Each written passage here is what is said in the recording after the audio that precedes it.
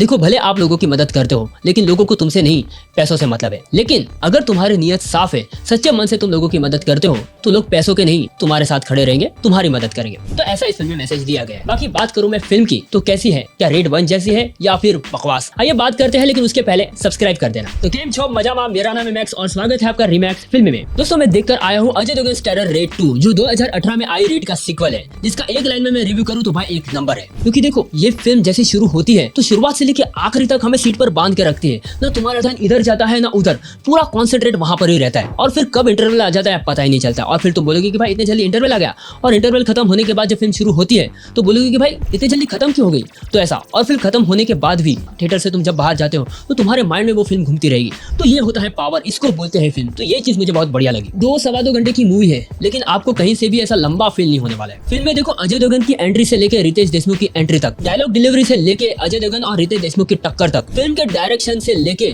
Film खत्म होने तक, पूरी फिल्म मजेदार है। और जितनी भी बार रेड पड़ती है ना भाई, वो सारे सीन तुमको बहुत मजा देने वाली है। सारे सीन जितने भी दिखाए ना एकदम एंगेजिंग और एकदम एंटरटेनिंग है। बाकी कहानी की मैं बात करूँ ना, तो देखो कहानी तो सबको पता ही है कि क्या है, कि अजय देवगन जो है वो है एक सबसे बड़े इनकम टैक्स ऑफिसर, और रितेश देशमुख जो है वो एक सबसे बड़े आदमी है, पैसे वाले आदमी है, जो अपना काला धन छुपा के बैठे हैं। फिर अजय देवगन जाते हैं उनके घर छापा मारने के लिए। फिर उनको कैसे पकड़ते हैं, क्या क्या चीजें हमें देखने को मिलती है, क्या भसड़ मचती है, तो ये कहानी है। लेकिन थोड़ा विस्तार से अगर मैं आपको बताऊं तो देखो रितेश देशमुख जो है वो एक बहुत बड़े आदमी है, एक नेता होते हैं, जो लोगों की मदद करते हैं, अच्छा काम करते हैं, ऐसा दिखाते हैं, जो अपनी माँ को भगवान का दर्जा देते हैं, उनकी पूजा करते हैं। तो लोगों को तो यही लगता है कि ये तो भाई भगवान के आदमी है, बहुत अच्छा काम करते हैं, लेकिन उनकी नीयत में खोट होता है। फिर अजय देवगन आते हैं, उनको लगता है कि भाई इतना बढ़िया आदमी है, अच्छा आदमी है, थोड़ी बहुत तो गलती करता होगा। क्योंकि देखो जहाँ प्रॉब्लम नहीं होती ना, वही सबसे बड़ी प्रॉब्लम होती है। तो ये प्रॉब्लम उनको नजर आती है और वो जाते हैं उनके घर छापा मारने के लिए। बस फिर उसके बाद कैसे उनको पकड़ते हैं, क्या क्या चीजें हमें देखने को मिलती है, तो ये कहानी है। लेकिन देखो कहानी सिंपल है, लेकिन जिस तरह प्रेजेंट किया है ना डायरेक्टर ने, वो देखने लायक। इस फिल्म में ना आपको कोई भी ऐसी फालतू चीज आपको देखने को नहीं मिलेगी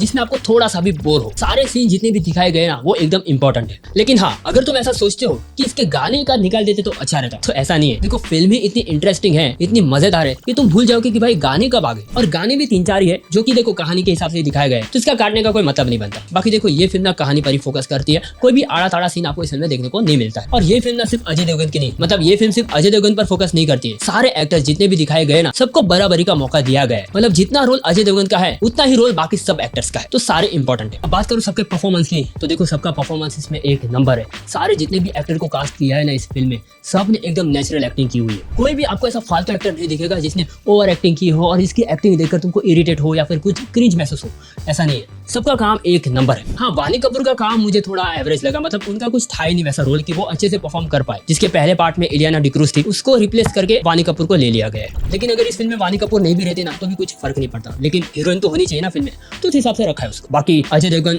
देखो अजय देवगन का काम भी अच्छा ही है इसमें, लेकिन अजय देवगन के बाद जैसे रितेश देशमुख हो गए, फिर सौरभ शुक्ला, अमित सियल और सुप्रिया पाठक, इन तीनों का काम इसमें जबरदस्त है। सौरभ शुक्ला तो भाई वो तो है ही मजेदार। पहले पार्ट में वो विलन थे, लेकिन अब इसमें रितेश देशमुख है। दोनों का परफॉर्मेंस एक नंबर है। लेकिन उसके बाद अमित सियल की जब एंट्री होती है सेकंड हाफ में, जैसे ही वो पर्दे पर आते हैं, भाई आपका मजा यहाँ से यहाँ पहुंच जाएगा। भाई वो बंदे ने ना फाड़ दिया सच में। और सुप्रिया पाठक जो इसमें रितेश देशमुख की माँ का रोल निभा रही है, जिनका परफॉर्मेंस एक नंबर है, और इसमें वो सीरियस रोल में भी है। लेकिन उनको मैं ना खिचड़ी से जानता हूँ, जिसमें उन्होंने कॉमेडी रोल किया है जो बेहतरीन तरीके से निभाया। लेकिन इसमें सीरियस रोल में देखकर ना थोड़ा ऐसा लगता है कि भाई। और इसमें एक ऐसा सीन आता है जब अजय देवगन जाते हैं रितेश देशमुख के घर रेड मारने के लिए, तो वहां पर ये रेड वेड देखकर ऐसे बैठ जाते कोने में, तो वहां पर मुझे उनका वो डायलॉग याद आता है, मैं तो थक गए भाई साहब। और हाँ, अगर आपने इसका पहला पार्ट नहीं देखा है और उसके बाद अगर आप ये फिल्म देखने जाते हो, तो भी कोई बड़ी बात नहीं है, आपको ये फिल्म पसंद आएगी और उल्टा मजा भी देगी। लेकिन अगर आप इसका पहला पार्ट देखते हो और उसके बाद ये फिल्म देखने जाते हो, तो आपका मजा यहाँ से और दुगना हो जाएगा। और दोस्तों इसका तीसरा पार्ट भी आने वाला है, यानी कि रेड 3, क्योंकि इसके एंड में ऐसा छोटा सा छोड़ दिया है, मतलब ऐसा दिखा दिया कि रितेश देशमुख और सौरभ शुक्ला अभी दोनों जेल में मिल चुके हैं। अब दोनों एक दूसरे से हाथ मिला रहे और बोल रहे कि अब यहाँ से बाहर निकलने का कुछ प्लान करो। तो मतलब तो साफ ही है कि तीसरा पार्ट आ सकता है। तो अब सोचने वाली बात यह है कि तीसरे पार्ट में अभी कौन आएगा, कि अजय देवगन अब किसके घर पे रेड मारने वाले, कौन एक्टर होगा वो,